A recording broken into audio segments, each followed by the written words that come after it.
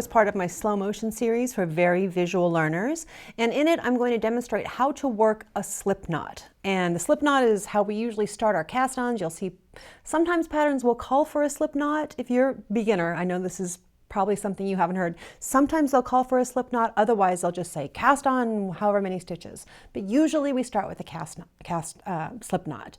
There are people who absolutely will not use them in their cast-ons. It doesn't really make that much of a difference. I always use a slip knot. But I'm going to demonstrate a couple of different ways and how to work them. If you want to see my regular speed slip knot video, I'll give you a link. Just click the little eye in the upper right-hand corner.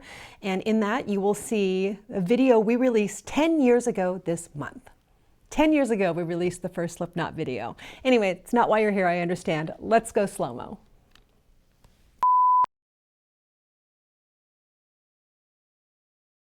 That's it. Ways to work a slip knot. I hope that helps. Good luck. That was the easiest video I've ever shot. The very easiest video. Okay, that was a little humor from my producer. This is a real slip knot. Wrapping the yarn around my fingers, using that loop to grab the yarn and pull it through. We'll do it again.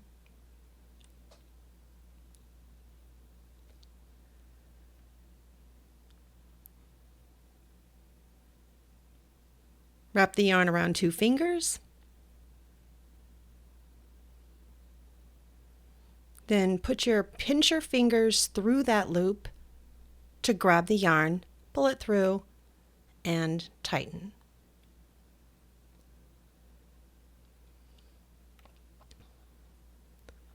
Around 2 fingers,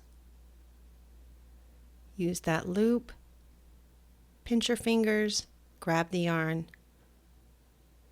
pull it through, and tighten. Now that's kind of the quick way to do it. I'm going to show you how to do it on a table. Make a loop. Same pincher fingers. Grab that yarn, pull it through, and tighten.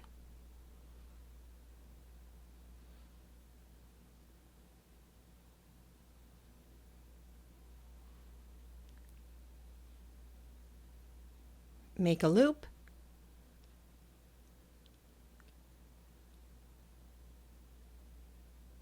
And you see we're grabbing the yarn that's kind of going under the other one.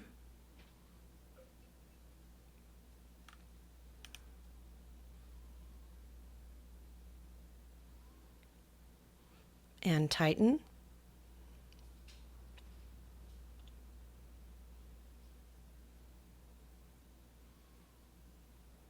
Make a loop. Pinch your fingers in the loop. Grab the yarn that's kind of under the other one and tighten.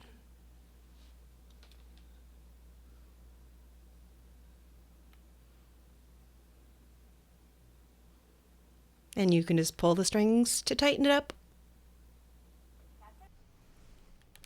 That's it. A couple different ways to work a slip knot. I hope that helps. Good luck.